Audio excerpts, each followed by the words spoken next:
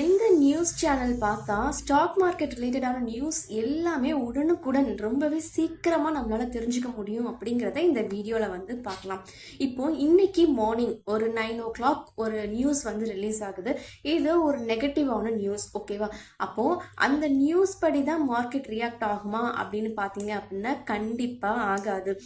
ஏன் அப்படின்னா 9 மணிக்கு ஒரு நியூஸ் வருது அண்ட் அதே நியூஸ் பொய் அப்படின்னுட்டு 9:30க்கே வரலாம்.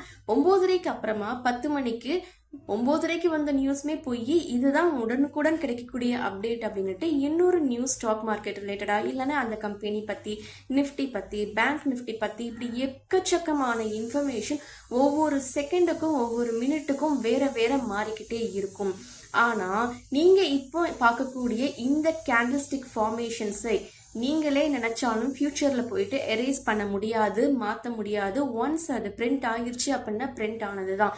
இன்னைக்கு காலையில 10 மணிக்கு நிஃப்டி 25,533.75 தான் ட்ரேட் ஆகியிருக்கு அப்படின்னா அதுதான் உண்மை, அது மாறாது. இதை நீங்க 10 வருஷம் கழிச்சு பார்த்தாலும் அந்த டைம்ல நிஃப்டி அந்த பிரைஸ்ல தான் ட்ரேட் ஆகியிருக்கும். ஈவன் நீங்க 100 வருஷம் கழிச்சு பார்த்தா கூட இந்த சார்ட் கேண்டில் ஃபார்மேஷன்ஸ் எப்பவுமே மாறாது.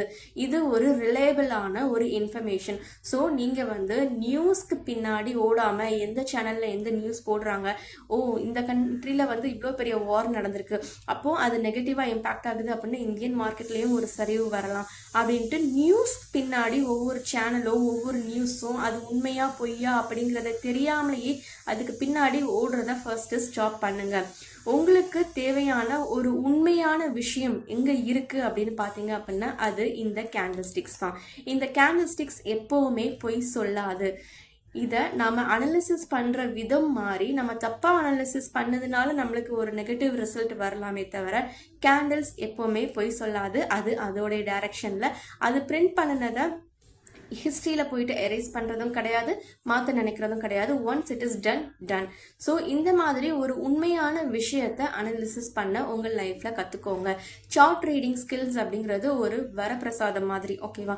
அது எந்த அளவுக்கு நீங்க உங்களுக்குள்ள நீங்க வளர்த்துக்கிறீங்களோ அந்த அளவுக்கு உங்களுடைய ட்ரேடிங் சக்சஸ் அப்படிங்கிறது இருக்கும்.